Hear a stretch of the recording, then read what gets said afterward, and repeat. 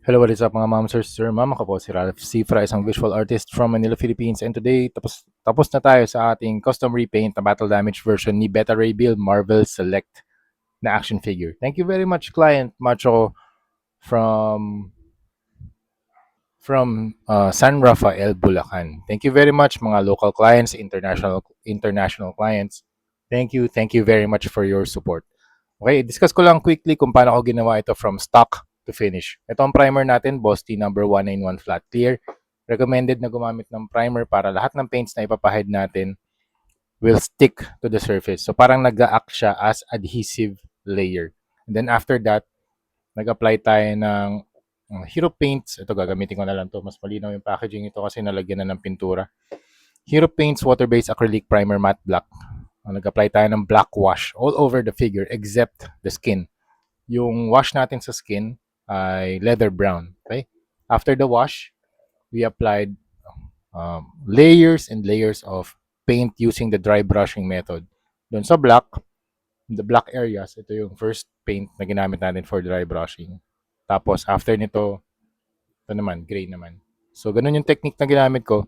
Darkest colors first, medium, and then lightest. So ganun yung process na ginagawa ko. Dito naman sa cape, ganun din, black wash, red dry brush, orange, and then orange orange with white or red with white para maging ganito, magkaroon ng depth.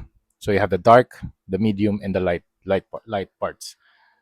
And then ganun din dito sa spinning Mjolnir and also dito sa individual Mjolnir. And then after everything is done, yung dry brushing, we added blood effects using this. Ito yung Hero Paints Warm Red.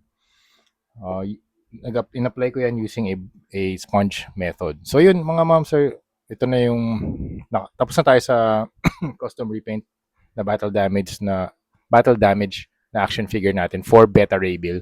First time ko makagawa ng Beta Ray Bill, so thank you very much for the opportunity, Sir Macho ko from Bulacan. Okay, bago ko nga pala gawin lahat yun, kinupit-gupit ko muna itong cape niya para magkaroon ng texture or magkaroon ng damage din. Uh, ginawa ko lang to using scissors. Medyo soft naman yung plastic kaya very manageable and walang naging problema. What else? Ito rin. Ito, gumamit din ako ng rotary tool para magkaroon ng battle damage dito sa kanyang shoulder.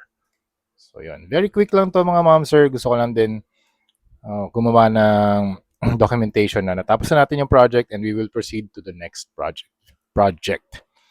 Thank you very much, clients, again. Thank you very much, Hero Paints, for always sponsoring our custom repaint videos.